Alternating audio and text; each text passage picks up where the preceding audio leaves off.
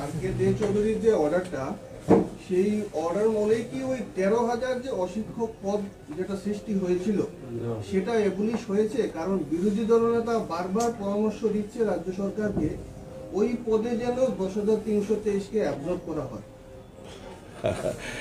এটা তো সুপ্রিম কোর্টে যাওয়ার পরেও বিরোধী দল যদি রাজনীতি করার উদ্দেশ্য নিয়ে একটা জিনিস বলি, 10,323-এর প্রতি আমরা সিম্পেথেটিক এবং তাদেরটা সিম্পেথেটিক কনসিডারেশন করার জন্য আমরা দাবি জানাবো সরকারের কাছে, এবং সরকার নিশ্চয়ই এই মর্মে আশ্বাসও দিয়েছেন।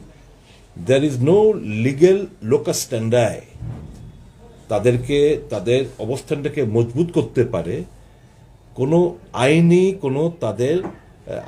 কোনো বিন্দুমাত্র তাদেরকে সহায়তা করবে সেরকম কোনো তাদের স্ট্যান্ড পয়েন্ট নেই। এখন সবটাই নির্ভর করবে সরকারের সিম্পেথেটিক কনসিডারেশনের উপর। নিশ্চয়ই সরকার সিম্পেথেটিক কনসিডারেশন করবেন বলে আমার দৃঢ় বিশ্বাস। আমরা দাবি জানাবো তাদের ম্যাটারটা যেন এই শীতের মধ্যে কে চায়, এই তারা বসে, তাদের গার্ডিয়ান, তাদের ছেলেমেয়েরা বসে এই শীতকে উপেক্ষা করে তাদের রুটি রুজির জন্য কতজন মারা গেলেন। তো we are very very sympathetic towards them and our approach towards them should be completely sympathetic. আমি সরকার নিশ্চয়ই সেই সিম্পেথেটিক কনসিডারেশন করবেন বলে আমার বিশ্বাস। আমার প্রশ্নটা ছিল যে 10,323-এর জন্য যে বিগত আমলের 13,000 অশিক্ষক পদ সৃষ্টি হয়েছে সেটা দীর্ঘ সময় নিয়োগ না করার কারণে ওটা সেই অর্ডার মূলে নিশ্চয়ই এটাও অ্যাবলিশ হয়ে গেছে, কিন্তু বিরোধী দলনেতা বারবার বিভিন্ন বিবৃতির মাধ্যমে বা ভাষণে উনি বলতে চাইছেন যে সেই 13,000 পদে যেন তাদেরকে নিয়োগ করা হয়, নিয়োগের ব্যবস্থা করা। এটা তো মানিকবাবু, বিরোধী দলনেতা যদি মানিকবাবু বলে থাকেন, মানিকবাবু রাজনীতি করার যথেষ্ট রাজনীতি করেছেন, আর এই ছেলে মেয়েদেরকে নিয়ে আর রাজনীতি কোনো দলই যেন না করে, এটা আমার একটা এপিল থাকবে। তাদের যারা এই সংগঠনের যারা নেতৃত্ব রয়েছেন তাদের কাছেও বলবো তাদের অ্যাটেনশনটা হওয়া উচিত how they can get resettlement, তাদের রুটি রুজির কিভাবে ব্যবস্থা করতে পারে। কোনো পার্টির, কোনো দলের, কোনো রাজনৈতিক অভিসন্ধি নিয়ে যদি কেউ আন্দোলন চালিয়ে যায় কখনো এটা ফলস্পর্শ হবে না। কেউ ফর দ্য গভর্নমেন্ট, কেউ এগেনস্ট দ্য গভর্নমেন্ট, কেউ এরকম ঠিক না।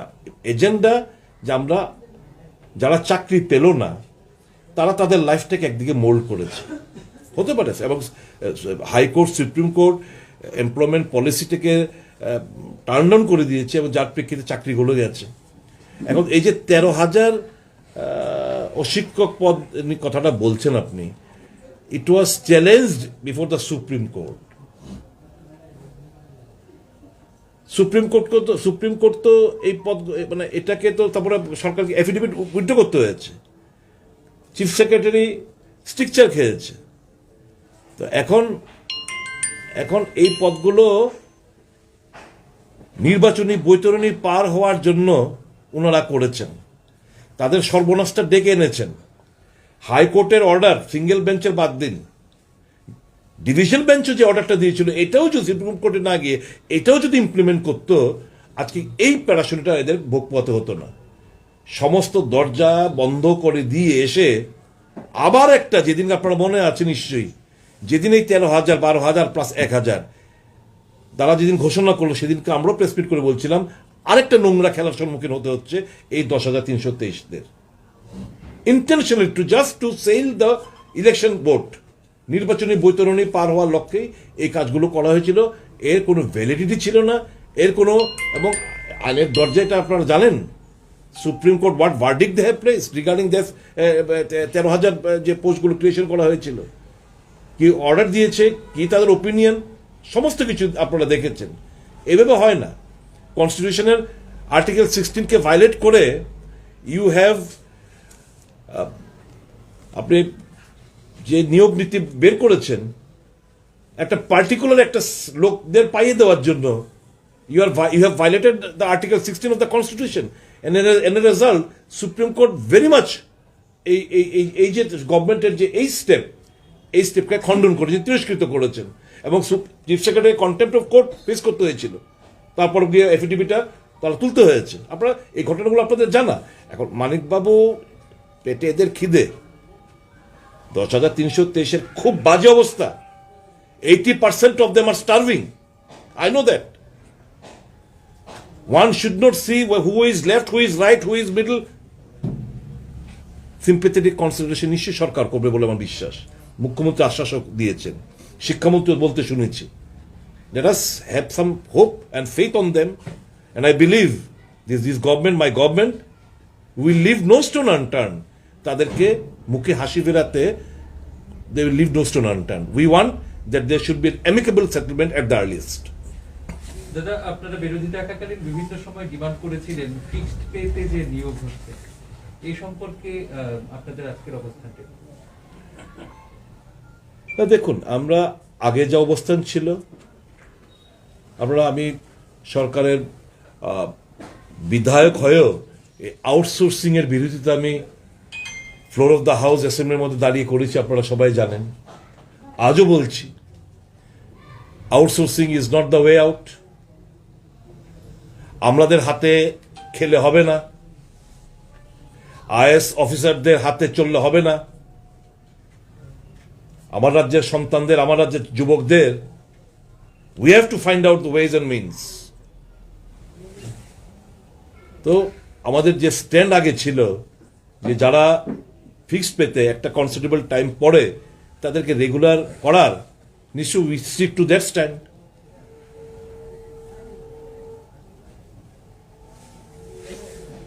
একটা বিষয় হচ্ছে আজকে 16তম দিন তাদের যারা 10,330 পেয়েছে, একটা জায়গায় রাজ্য সরকারের তরফ থেকে বলা হয়েছে যে কিছু পোস্ট করা হয়েছে, সেই জায়গায় দাঁড়িয়ে 10,320 তাদেরকে ইন্টারভিউ দিয়ে সেই জায়গাতে তারা তৈরি হওয়ার জন্য।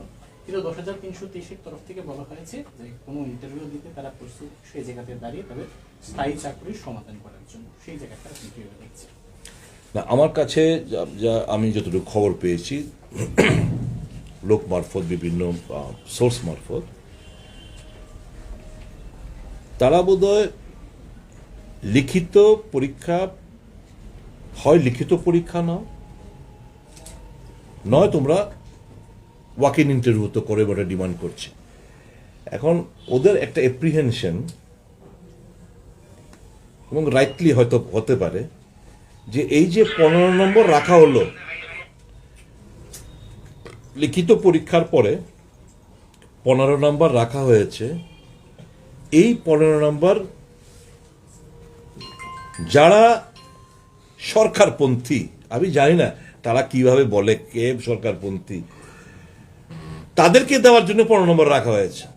এরা করতে খবর পেয়েছে আমি জানি না, যে কোয়েশ্চেন পেপারটা খুব ক্লাস 5, 6, 7, 8 স্ট্যান্ডার্ডের একটা কোয়েশ্চেন পেপার হবে। সবাই সে কোয়েশ্চেনটা মোটামুটি নাম্বার, ধরুন 100 মধ্যে পরীক্ষা হলে অলমোস্ট 2-4 নাম্বার এদিক সেদিক হতে almost everybody will be the same number অর্জন করবে।